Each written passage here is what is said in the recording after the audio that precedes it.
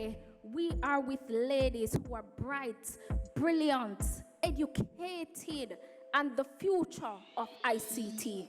Give a warm welcome to Senator, the Honorable Dr. Dana Morris Dixon. Good morning.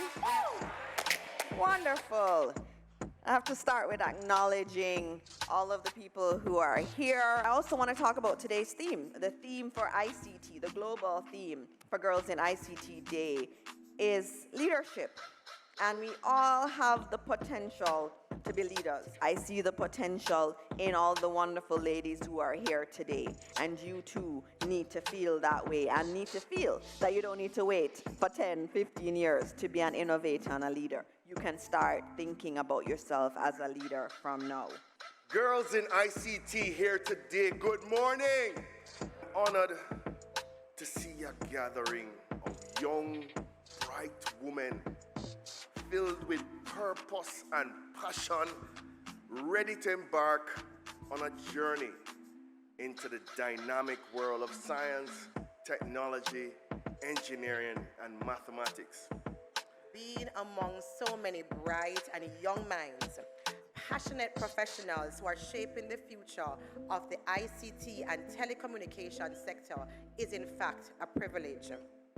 As we celebrate the Girls in ICT Day today, let us reaffirm as a people, a country, and certainly it's the intention of this ministry, the Ministry of Science, Energy, Telecoms and Transport, to reaffirm our commitment to promoting gender equality and inclusivity in the industry. How do I draw the line in the sand and set the bar so high that they realize that they have no choice but to meet me at my level? That's such a good question, and I think you're already in the right path in the way you are thinking. The energy with which we surround ourselves really matters, and it's critical that we curate that very specifically. Glass ceilings are there to be broken. And I know all of you young ladies are going to break them in the future.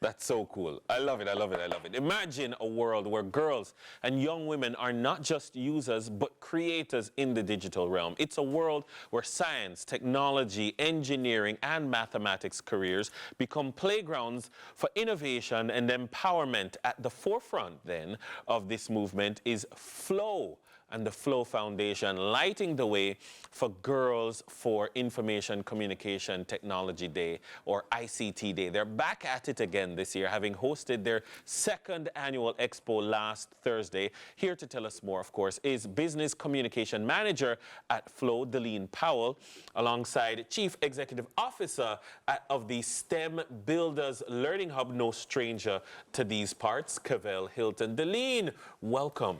Thank you. Thank you for having us. First of all, I noticed you switch out the blue of Flow into pink. This is very smart. Yes. But big up to what Flow is doing, not just for ICT in general, but more specifically for girls in ICT. Why is this so important to Flow? Because you've been doing this for a while. We have. In fact, while this year we would have hosted this sort of event for the second time. Yes. Every year we actually seek to support any sort of initiative that is focused on celebrating Girls in ICT Day. And it's important because we recognize that while women are users of technology, we consume the technology, we go online to shop, we do all of these different things, in many cases, we are not necessarily the power brokers in that space. Yes. We are not, for the most part, the ones that are creating these kinds of technology. Far few women are actually studying information and communication technology and computer science. Right. And then when it gets to the point of doing things like research and holding positions of leadership within the field, you find that the numbers continue to dwindle. And so one of the things that we are seeking to do is to have girls understand that there is a space for them within the field, that they can make valuable contributions there, and to show them that pathway so that they can make those kinds of contributions. Watching the video, what jumps out at me is the excitement on the faces of these girls. Like when you're there in the space, just as a woman, but Yes. but as Flo, like what is that like to see that? It was inspiring. I will say that we had over 300 young ladies, third formers from schools across the country that converged within this space. Yeah. And we found that they were so excited about the event because there were exhibitions that were there, were companies, including the Jamaica Constabulary Force, Jamaica Technology and Digital Alliance, and so many other entities, universities, and so on, were showcasing the ways that they are using information and communication technology in a very practical way. They were also able to hear from a lot of power brokers in the space. We had Ayana Samuels, who's an aerospace engineer, and she delivered our keynote. And then Jada Wright, who is that 14-year-old who we know is enrolled at the University of Technology, pursuing her undergraduate degree in computer science. She also addressed the young ladies. And so there were so many different elements of ICT that were within the space that the young ladies were just excited, they were happy, they were eager to learn. A lot of them initially were a little bit, scared of the coding challenge, but Cavell beautifully, brought them through it. And a lot of them, I think, after that experience and gaining a better understanding of ICT, if they weren't thinking about careers in that field now, it's definitely at the top of their minds. You mentioned Cavell. I think now is a good time to throw over to her because she's doing so much Yes, she to bring is. people into that learning hub environment, young girls in particular. Cavell and TK? Yeah, the theme this year is igniting leadership, right? So Cavell, you're going to lead me through this exercise. What exactly are we going to be doing today? So one of the things that the girls did on Girls in ICT, they actually used a program called Tinkercad. So this is a 3D software program that allows students to actually create things that they can 3D print, or you can learn to build a circuit and code. So you actually learn C+ coding. So the girls, they were being introduced to this for the very first time. And so, as Deline mentioned, they were a little bit apprehensive at first, but once they got into it, coding is such a great teacher in terms of problem solving. And, that dopamine hit that you get when you actually solve that problem, you could hear the excitement in the room for sure. So I just wanted to show you, this is one of the things that they did. They actually were able to drag an Arduino board and a breadboard, and we actually have one right here in front of you. So one of the things that the students also express is the ability to actually do the practical thing. So apart from doing it on the computer and running the simulation, they were able to assemble using the LED bulbs and the different wires along with the breadboard and the Arduino and connect it to the computer. So have you ever heard of you use the traffic light every day, right? Right. So we basically have the lights there. You have a red, yellow, and green, right? Okay. Have you ever wondered how does it work in terms of, the sequence? How you know when to go red, how it will make everybody go on green one time. Exactly. Right. So you can literally program the sequence of the bulbs coming on and off, blinking and moving from red to yellow to green using the programming technology. And so the girls were exposed to that and they created their own beautiful light show. I love that. I love that. So how long have you been, working with girls and doing this initiative? Wow. Maybe over 12 years. I actually started out in the classroom. I taught at an all-girls school for over 7 years. Which all-girls school? Alpha. Okay, all right, we'll call name. All right, so you have an exercise here that we can actually go through. Yes, so you would like to try? I would like to try it, you know? I can't promise anybody I'll be, a star student, but I will give it all I've got. You give it all you got. All right, so we have a blue and a red bulb here. Okay. And of course, we have our Arduino and our breadboard. We've connected our resistors and our wires.